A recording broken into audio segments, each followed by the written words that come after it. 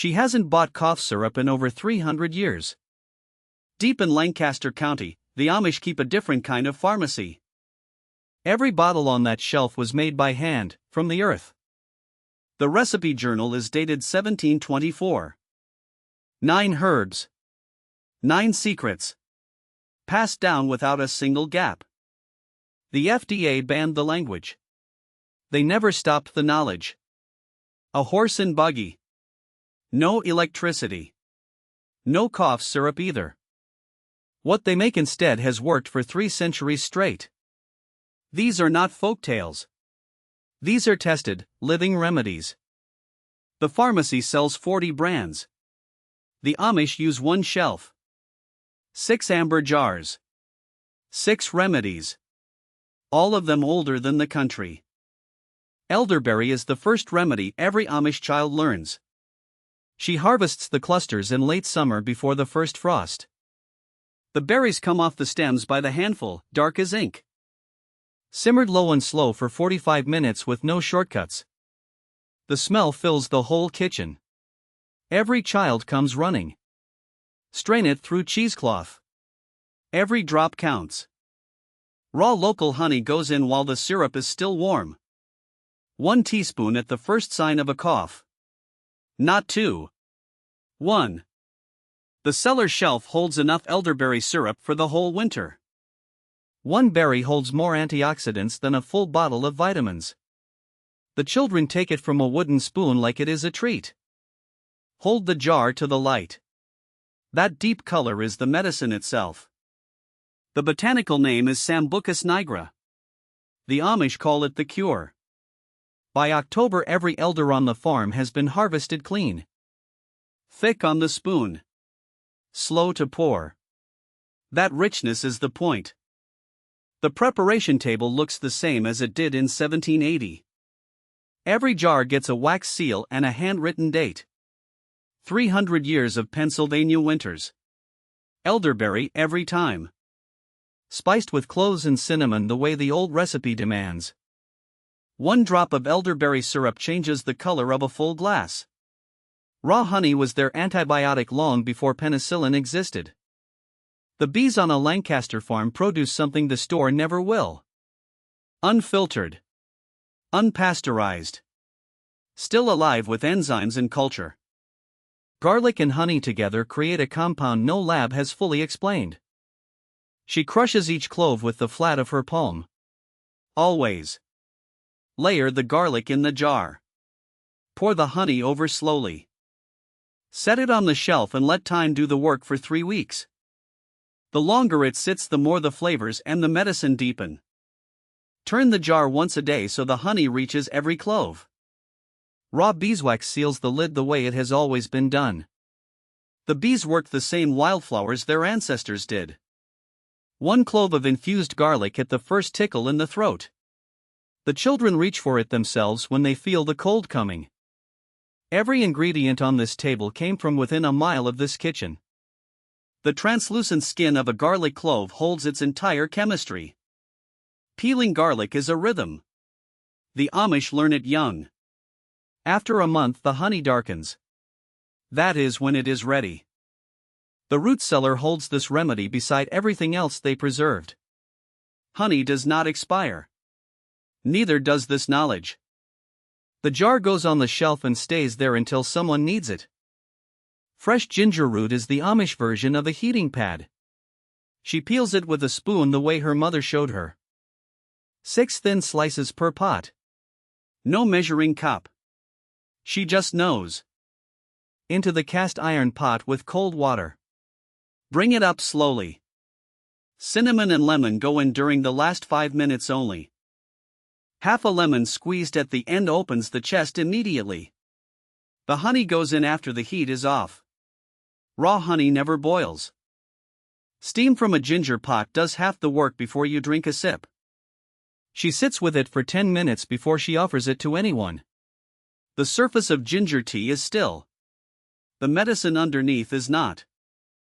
A cloth bag of dried ginger works anywhere. No stove required. This is what she puts on a tray when a neighbor is sick. Ginger increases circulation to infected tissue. She has always known this. Martha taught, warmth itself is a medicine the body understands. From garden to cup in under 30 minutes. Nothing complicated. The tin says ginger root. Inside is 3 generations of certainty. She harvests ginger in fall and dries enough for 2 winters. 3 cups cooling on the windowsill. 1 for each child. Thyme has been used for coughs since ancient Egypt. They knew. She clips the sprigs just below the second leaf. Always. Hung upside down in the kitchen, it dries in about 2 weeks. Every Amish kitchen smells like thyme in the fall. Every one. Dried thyme crumbled into a mortar. The oils release immediately. Mix it with raw honey into a paste. That paste is the remedy. Thyme honey has a warmth that chemical cough syrups imitate badly.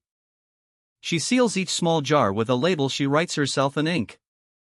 1 leaf of thyme holds more volatile oils than a dropper of extract.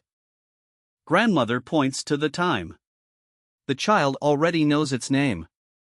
Into the pot the thyme goes, stems and all, for a full steam. Steam therapy with thyme loosens what 6 hours of rest cannot. The tincture bottle glows amber in the afternoon light of the shelf. Dried thyme spread flat looks like something you might overlook. She stirs the pot slowly. No hurry. Thyme does not like rushing. Bundles tied with undyed cotton, the same way, every time. At harvest time every beam in the kitchen holds a bundle. Garden to jar. The full journey happens in this single kitchen. Broadleaf plantain grows between every stone in the Amish farmyard. Most people walk past it. The Amish stop and fill a basket. She rinses the leaves in cold spring water and holds each one to the light. Laid flat on linen in the sun, they dry in a single afternoon. Ground into a paste with honey, it soothes inflamed airways directly. A plantain poultice on the chest. Old. Simple. It still works. The stone pestle turns the fresh leaves into something vivid and green. Plantain salve in a tin. The green color fades. The medicine does not. The child picks a leaf and holds it. That curiosity is the beginning. The underside of a plantain leaf is a map the plant drew itself. The elder walks the fence line. The young one follows and learns. The tin sits beside 5 others exactly like it. All hand-labeled. Fresh leaf. Dried leaf. Finished tincture. 3 steps. That is all. Pale gold through the strainer. Mild enough for any age. Dried and tied. Ready to become medicine the moment someone needs it. Plantain grows in every county in Pennsylvania. She uses all of it. Raw apple cider vinegar is cloudy. That cloudiness is what you want. The orchard has been producing since the farm was first settled. The press is wooden. The juice runs amber into the barrel below. Fermentation takes months. The Amish have always had the patience. Acidity creates an environment where harmful bacteria cannot survive. 2 tablespoons in warm water with honey. That is the whole recipe. The honey and vinegar swirl together without completely combining. She holds the jug up to the oil lamp to check the color and the mother. The mother is the culture. It floats. It lives. It is the medicine. Each drop into the honey makes a tiny ring that slowly disappears. 3 tinctures on the table. Each one starts with this one vinegar. 2 tablespoons daily. That is what the journal says. Since 1840. The dark bottle gets corked and sealed and placed with the others. The apple tree is older than anyone on the farm can remember. Barrels aging in the barn. The oldest ones no one remembers pressing. 3 bottles in a row. Each one slightly different. All of them working. Coltsfoot blooms in March before it even grows its leaves. She spots it at the roadside and kneels. She has been doing this 50 years. The woolly underside of a coltsfoot leaf is how you know the real plant. Dried on linen in the barn, the leaves take 3 weeks to cure properly. Ground into a rough powder, the smell is earthy and medicinal and old. Simmered with honey and water until it thickens. That is the syrup. Coltsfoot syrup for a persistent dry cough. 1 teaspoon every 4 hours. Slippery elm comes from the inner bark of a single kind of tree. He takes only what the tree can give without harm. That rule never changes. The inner bark shaves off in pale ribbons that curl at the edges. Simmered, the water becomes slightly thick. That thickness is the medicine. Ground to powder, it dissolves into anything: warm water, honey, or tea. Slippery elm tea coats the throat from the first sip to the last. Mixed with honey, it becomes a lozenge you can carry in a tin pocket. The cellar shelf holds both remedies side by side. They work together. Hand-lettered. Sealed. Placed in order. No label maker required. Pollen on the petals of a coltsfoot. Gold dust on a yellow flower. She demonstrates each step. They watch. Then they do it themselves. 2 tins, sealed, labeled, ready. That is the work done for winter. The oldest recipe cards are in handwriting no one in the family can still read. Coltsfoot lines every fence in the county. March. Every year. Each lozenge pressed by hand and laid on wax paper to set overnight. She lifts the lid. Smells it. Nods. The coltsfoot is still good. Garden to jar. The plant's full purpose fulfilled in a farmhouse kitchen. The farm is complete. Every remedy they need grows within its borders. She opens the journal to a page her grandmother wrote. Then she adds to it 2 sets of handwriting on the same page. 300 years of the same recipe. 1 more jar goes on the shelf beside 20 others exactly like it. The kitchen at sunset is warm and full. The jars glow on every shelf. 3 cups of tea. 3 generations. 1 table. 1 remedy. The newest journal is still pale. It will darken as the years fill it. The springhouse keeps what does not need warmth. The kitchen keeps the rest. She closes the journal. Sets it beside the others.